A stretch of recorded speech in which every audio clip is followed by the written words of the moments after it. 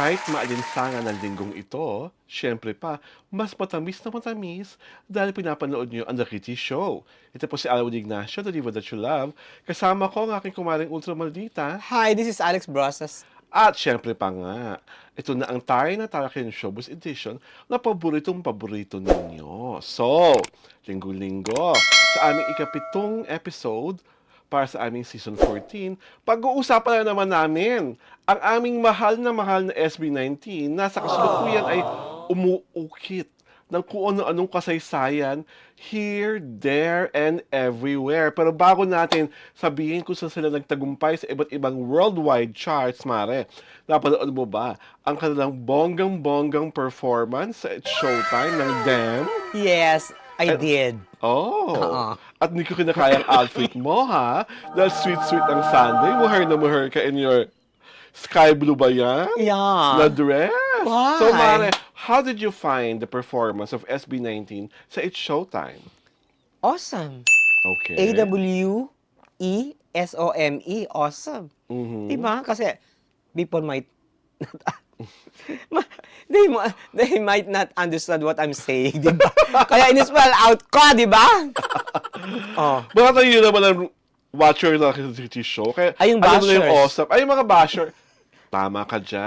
Alam mo dyan sa kanila. Oo. Diba? So, you Diba? found it awesome. Yeah. It's awesome because it's choreographed beautifully, it's sung masterfully, and it was projected parang very internationally. Yes. Diba? Parang pang-concert yung performance. Yeah, Mm. considering nasa noontime show, Oo. di ba? At considering na, kung makapunta niyo po ang It's Showtime Studio, alam, maliit. maliit lang po Yeah, talaga noon. maliit Pero lang. yung performance nila parang ang laki-laki. Oo. Yung the performance magnified who they were Yes. on stage. True. Ganun yung nangyari. Talagang performance Diba? masters Kasi sila. there are performers na performers pero parang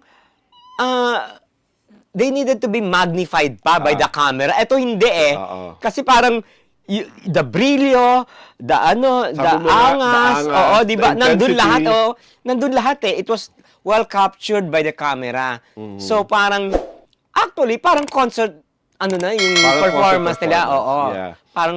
Parang ganun ang level. Oo. 'Di ba kasi parang 'di ba pagka noontime show o kaya anong television show lang 'yan, you don't give your best. Oo. Pero ito, they did not give their best. Mm. They gave their all. Yes. Diba? At ang maganda pang na-observe ko sa It's Showtime, welcome na welcome ang boys, no? Oo. Mahal na mahal sila ni Memi Vice. Oo, di ba? Gusto sila ni Jong, ni Bong. Sinasayo-sayo pa nga nila yung Oo. yung Diba? excerpt sa mga At game yung mga boys, game si Ken, si Josh, si Justine, si Pablo, si Stel, to sa mga palaro. Diba, sumali pa Oo, sila sa nag-ano mga sila. iba't ibang mga games. Yeah. Diba?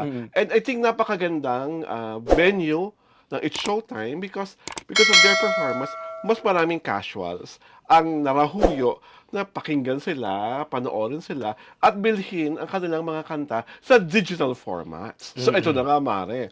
Isahan natin basa-basahin ang mga latest kasaysayan na inukit ng SB19. Saan sila number 1, Mare? Basa. Number 1, the Billboard World Digital Song Sales Chart USA. Yes. Diba? At ito pa, number 4, sa UK official download charts. At, Number 6 sa chart metrics for K-pop artists. oh, di ba? Di ba parang K-pop na ba sila? Oh, di ba? Ang leveling. Doon muna ka number 6. Sa K-pop chart po yun, lahat ng from number 1 to number 10, puro mga Koreano. Sila lang pumasok? Sila lang, Number six? Sila ang number Wow. 6. At ang taas nun for a relatively, a grupo na hindi taga K-pop, nakapenetrate doon. Di ba 1 to 10 yun, di ba? Oo. May pumasok bang ibang K-pop na grupo? Lahat yun K-pop. Yung number 1, number 2, 3, 4, Hindi, 5. di ba 10 lang yon. Oo. So, ibig sabihin, may 11, 12, 13. May pumasok pa bang mga Filipino Wala. K-pop? Wala. Oo. Sa latest How listing, sad. Charot. sa latest listing, sila lang talaga yung number 6. Tapos to sa US digital this is the second time na na-conquer ng SB19 yun. Una, Gento na. Nung una lumabas sa merkado, number 8. At ngayon, sila pa mismo rin ang nag-dislodge dun sa na-achieve Sarili ng ng Gento. success, oo. Oo. Ngayon, number 1 na. Wow. Di ba? What does it say? It says na talagang marami yung mga taong bumibili, ha? Hindi lang nag-stream. Ay? Bumibili ng kanilang mga kanta. At lalo na sa isang market na pagkalaki-laki na tulad ng USA. Yeah, oo. Diba? Napakalaking That market is na. screaming and speaking in volumes. At nung nasa UK ka, nasa Korea ka, meron pa nga isang list, hindi ko na lang sinabi niya, naka New Zealand din sila, nasa Doha, nasa kung saan-saan pa. Talagang alam mo na ang music nila ay totoong pang worldwide na. Worldwide na ang fans, worldwide na ang support. Universally appealing. Yes. Oo, yung music nila, 'di ba? Mm. And that says a lot from the group. Yes. 'Di ba? Oo. Parang ano they set the standard so high, pero napapangatawanan. Oo. Kasi may mga gano'n na parang ang taas-taas ng leveling, pero hindi napapangatawanan. Oo. Do we mention it? Charot! Aray ko!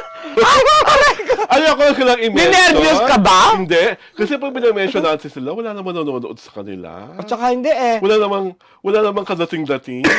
Tsaka yung supporters, empty blabbering ang alam. Oo, My God! diba? If you could have read all the wonderfully written comments and reactions of the 18 sa mga sinusulat namin o pinag-uusapan namin tungkol sa SB19, mahihiya kayo.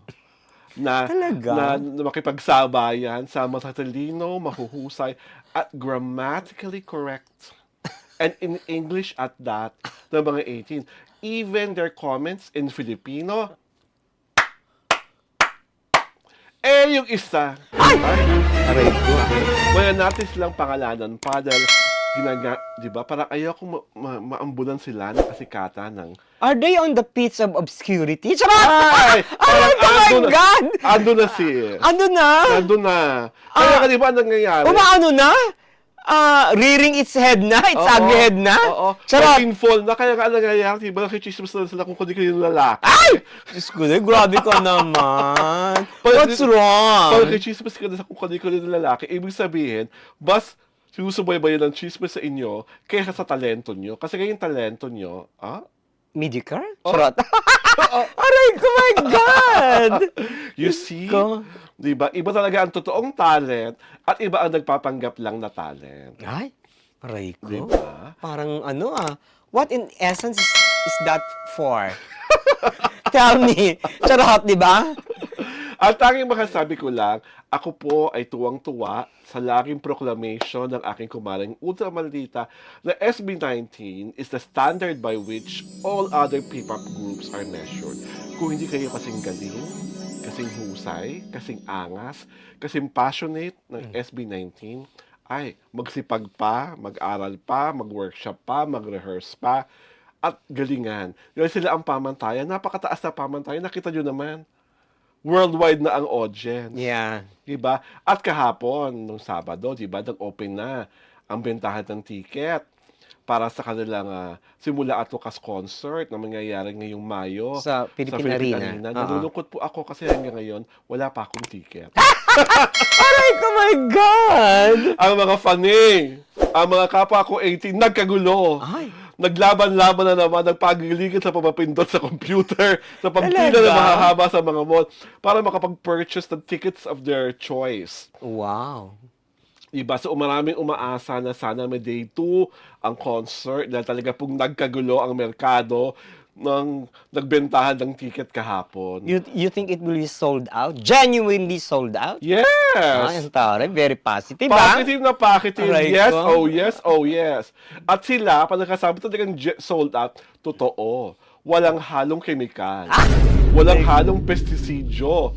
Hindi pinapalabas ng kung sino-sino sinasabing sold out, tapos hindi naman pala. Aray ko. Ay, nako!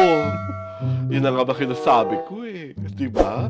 So again, congratulations to Pablo Nace, to Josh Callen Santos, to Justin De Dios, to Ken Suson, and to Stella Hero for the success of SB19. And congratulations, of course, to all the 18s sa Pilipinas at iba't ibang bahagi ng mundo na walang sawa ang pagmamahal, pagsuporta sa Southeast Asian Pop Superstar Group, ang SB19. Ito po si Alwin Ignacio, the Diva That You Love. Kasama ko ang aking kumaring ultra maldita. Hi, this is Alex Brosas. Ito po ang The Kitty Show, ang tayo na Talakayan Showbiz Edition.